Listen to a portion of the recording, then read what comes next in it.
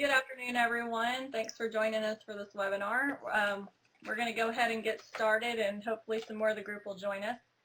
I'm Amanda Furman, and I want to welcome you to today's webinar on developing high performance by celebrating diversity.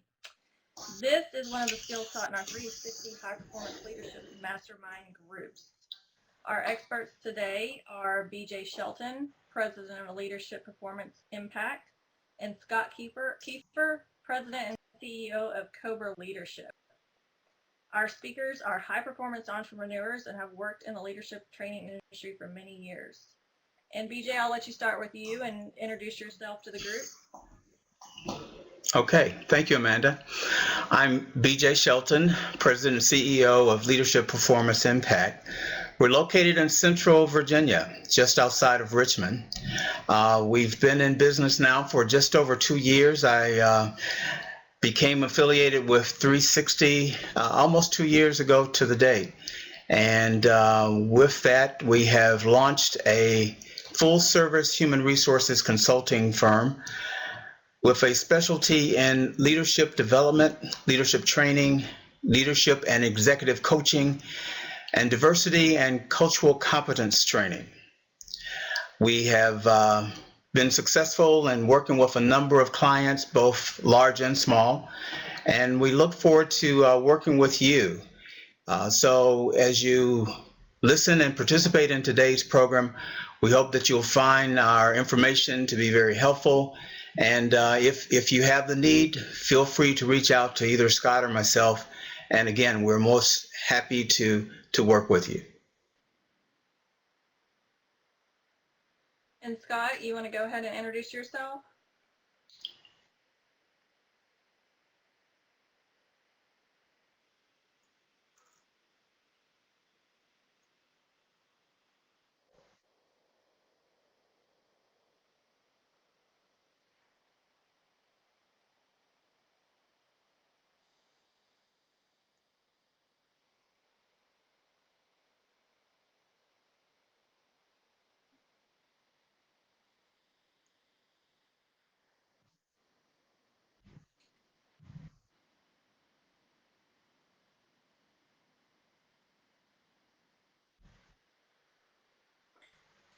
Great. Thanks, Scott. Thanks, BJ.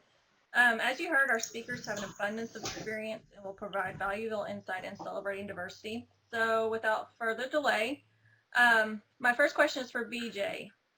Why is diversity so hard to manage, and what impact does celebrating diversity have on a high-performance company? Well, thank you, Amanda. It's a great question to start with because managing diversity, in my mind, is probably one of the most, if not the most difficult responsibilities that we've placed on managers today. It stems from a number of reasons, and I'll give you one example. I had hoped to start our program off today with, if you will, a funny story, a joke, if you will.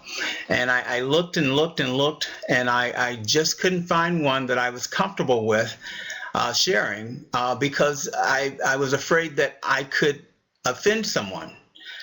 Because I don't particularly know or have gotten to know our audience, it's difficult to understand sometimes, or difficult to know exactly what differences you're dealing with, or what factors you're dealing with when you're talking with or working with people.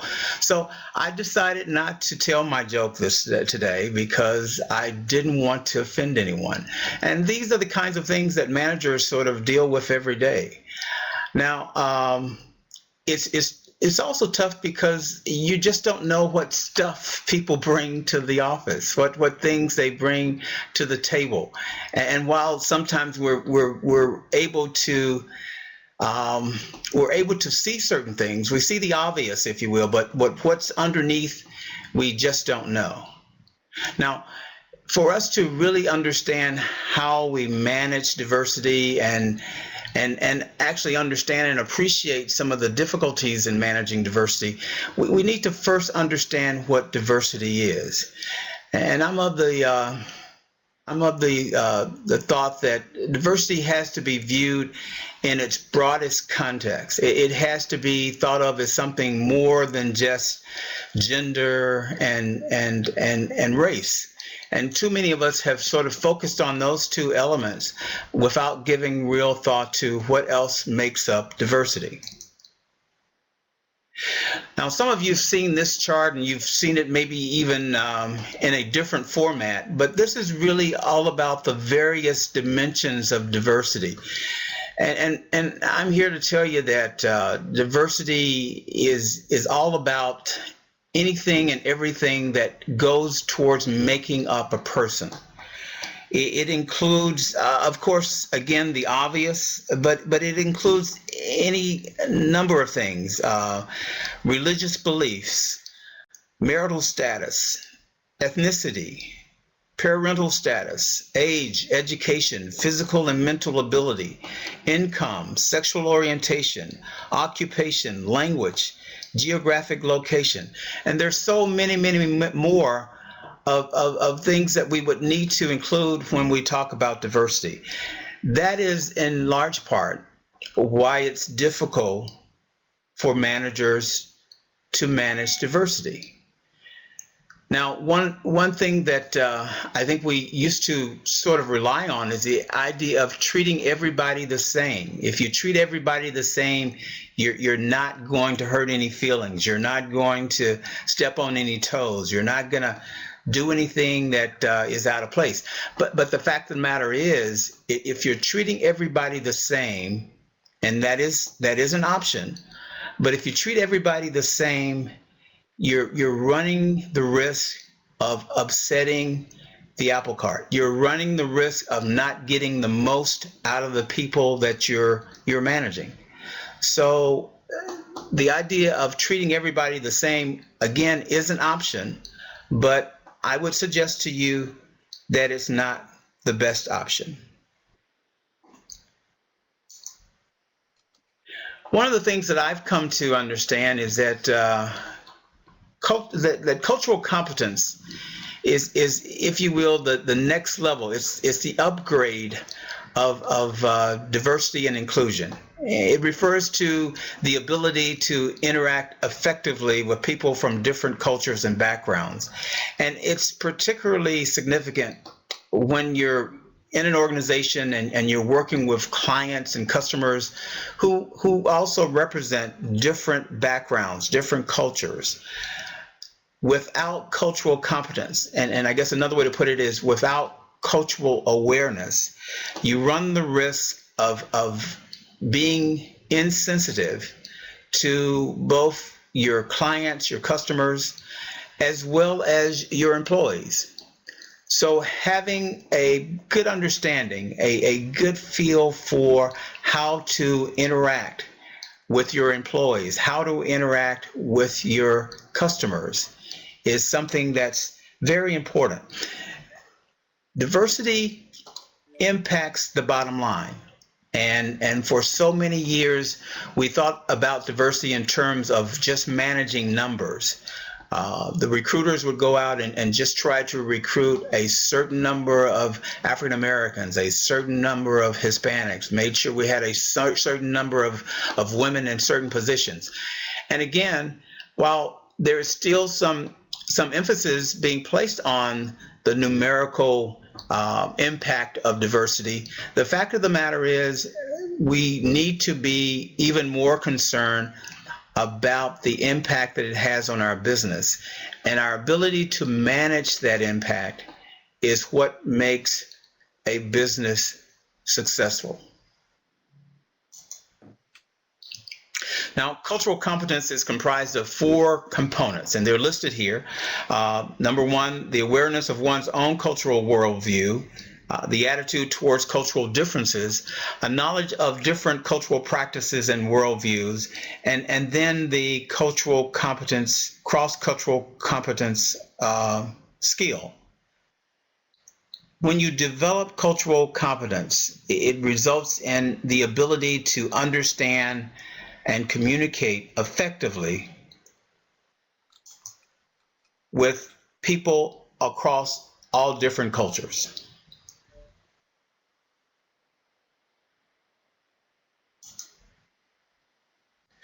Now, one of the things that I want to introduce here too, we've talked about cultural competence. I want to also talk about emotional intelligence, because emotional intelligence coupled with an understanding of culture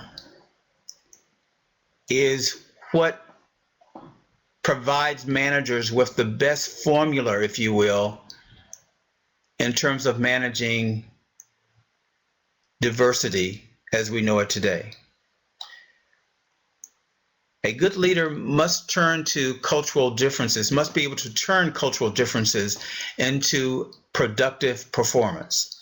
So again, emotional intelligence plus cultural awareness equals cultural intelligence. Now, in another program, we'll talk about emotional intelligence, but let me just tell you today that what it is, it refers to the capability for recognizing one's own feelings and those of others, for motivating ourselves and for managing emotions well within ourselves and within our relationships. Emotional intelligence is different from academic intelligence, but it should be seen as a complementary competence. And again, when you have cultural competence, then you're able to apply emotional intelligence in order to interact effectively with people from different cultures.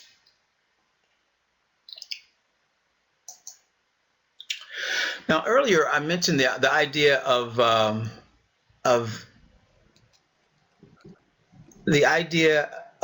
treating everybody the same. And many of us grew up with the understanding or with the thought that the golden rule is what works best. The golden rule being treat people the way you want to be treated. What we've come to find out is that the golden rule is probably a bit outdated. If we're really sensitive, if we're really tuned in to the differences that we deal with every day in the workplace, then the best rule to deal with that, or the best rule to apply, is the platinum rule, where you treat others the way they want to be treated. Now, it's a bit of a change from what we were taught growing up. Many of us, again, were taught the golden rule, but the platinum rule is what makes a big difference in how people want to be treated and how they react to how they're treated. Here's a quote from Maya Angelou, and I think it sort of captures the same point. The quote says, "I have learned that people will forget what you said, people will forget what you did, but people will never forget how you've made them feel, or how you made them feel." And that's important. If, in fact, we are going to take on the challenges of working with people from different backgrounds, who bring to the table differences of all kinds, then we must learn how to value and appreciate those differences. And that's what managing diversity is all about. We must respect those differences and learn how to treat people the way they want to be treated. Amanda?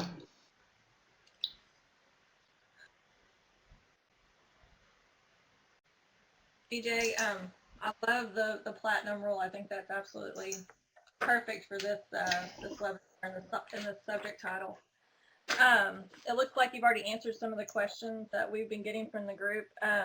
If you do have questions, there's a Q&A box at the top left-hand corner. You can type in any questions that you have for the speakers, and at the end of the session, we will try to answer as many as we have. It looks like Scott's up next. Let's change gears a little bit, Scott, and look at how multi-generations working together in the workplace can impact high performance.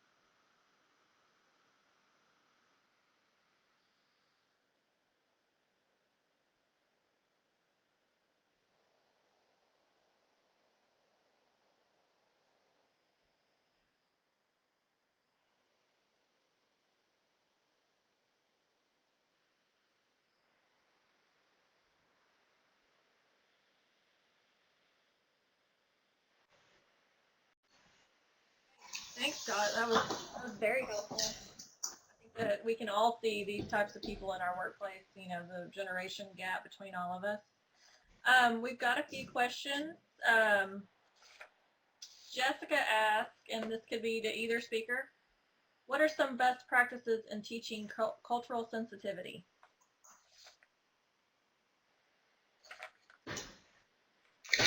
I'll take that one. Jessica, we are seeing now that there is an ongoing need to provide training in the workplace. And that training can and probably should be structured to meet the needs of the environment.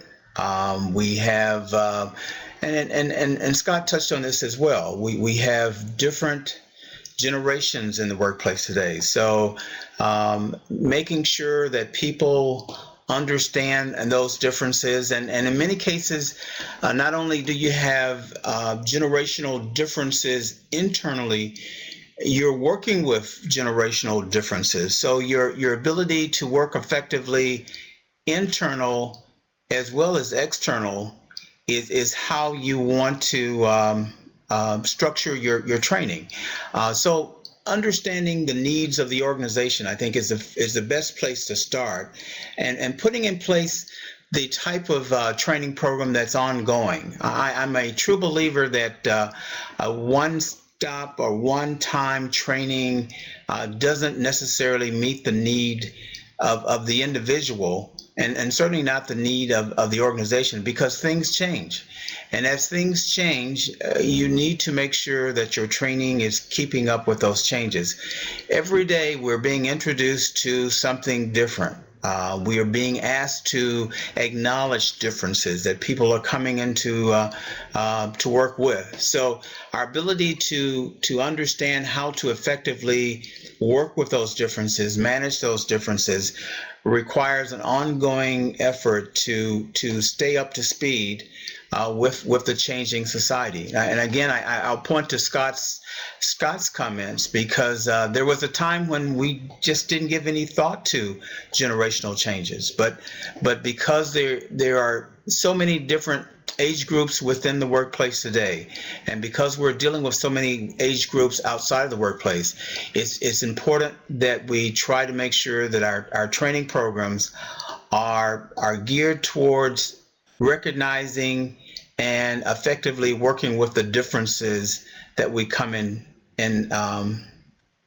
that we have before us. Great. Scott, do you have anything to add?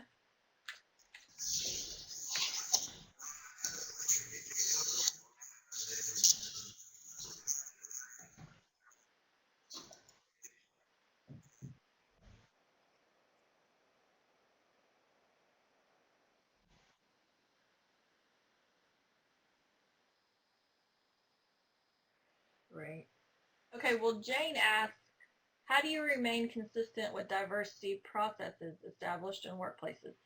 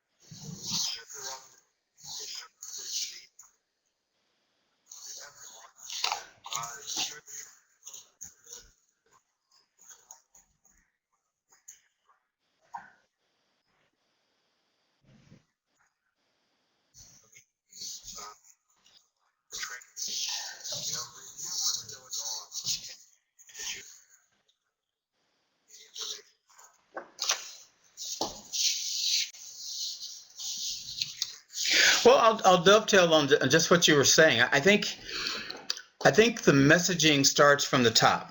And I really believe that the leader, be it the CEO, the president, the director, the vice president, the manager, needs to make sure that on an ongoing basis, that the company's commitment to diversity is something that's put before employees, and that it's clearly understood what that commitment means, and the expectation that employees will adhere to that commitment. I also believe that if you make the effort, as Scott pointed out, to continuously review your processes, you will certainly stay on top of the changes that are taking place. Now, the one thing that I would add that some companies are doing more and more of is that they're conducting what I'll call diversity audits. These are audits that are taking place to make sure that you're looking at every process in the organization. You're looking at your employment process. You're looking at your benefits. You're looking at how you're conducting meetings. And all of that's being done with an eye towards understanding and appreciating diversity. So the continuous review of processes, as well as from time to time conducting what I'll call a diversity audit. Great. We have a couple more questions. Kamisha asked, what are some techniques to do and not do while maintaining your diversity?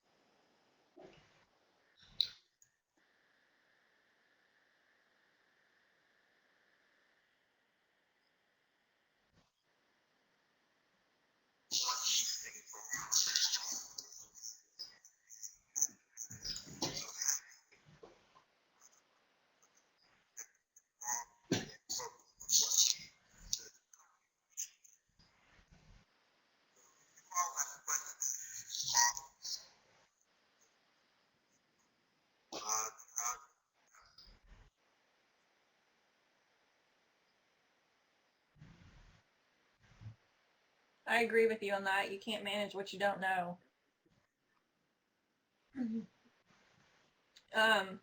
Here's a little bit of a tougher question for you guys, and I'll defer to you. I think you got it right, and it's a pretty simple, if you will, process to follow. All right. Now, BJ, I'll defer to you for this last question from Linda. And it's, what are the most effective ways to tease out micro inequalities in your organization?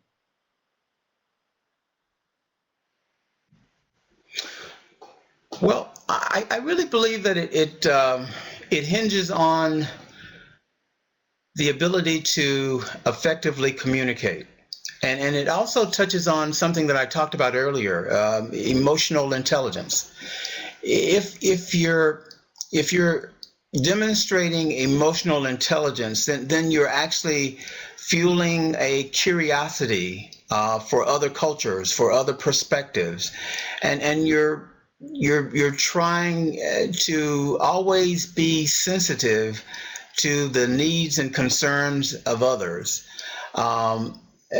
When you're at that place where emotional intelligence is being applied, then you're demonstrating on an ongoing basis the sensitivities that will will draw out those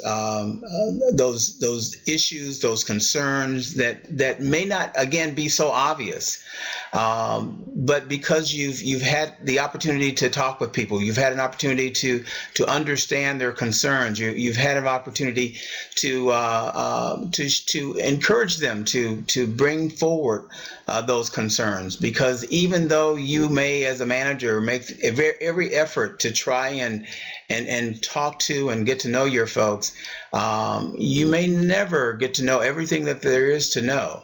So being able to create that environment where people are sensitive to situations and will stop and think before they speak. Stop and think before doing some of the things that sometimes we do and sometimes we see people do in the workplace. When you have that type of sensitivity, I think you're able to draw those out and again be more sensitive to how people will act and or react to some of the things that we do and say.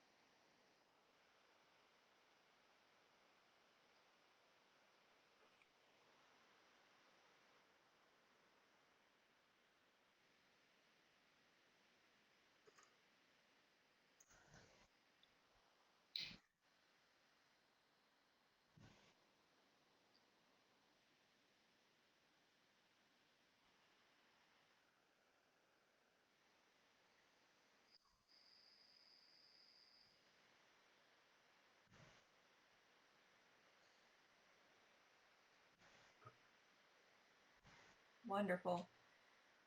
Well, that looks like the end of the questions. Do you guys have anything else to add before we end the session?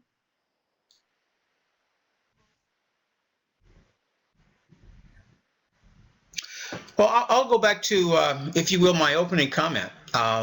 Managing diversity in today's world is one of the most difficult things that we're asking managers to do.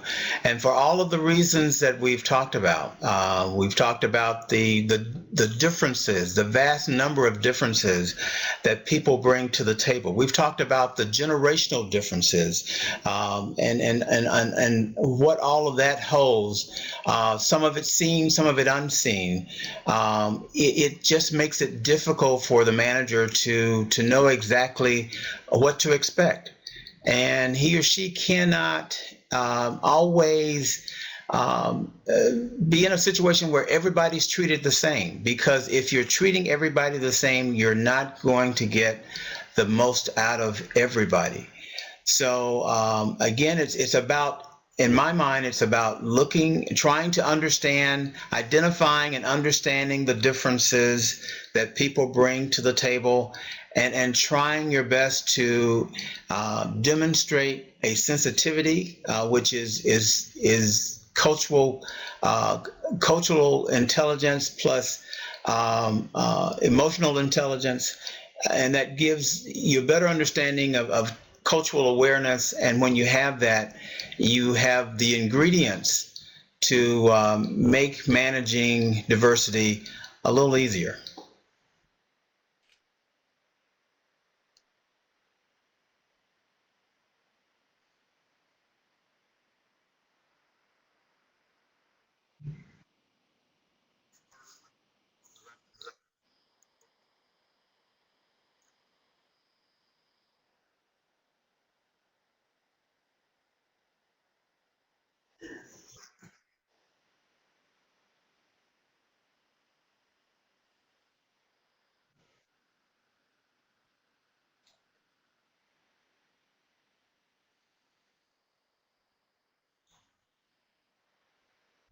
Good point, Scott.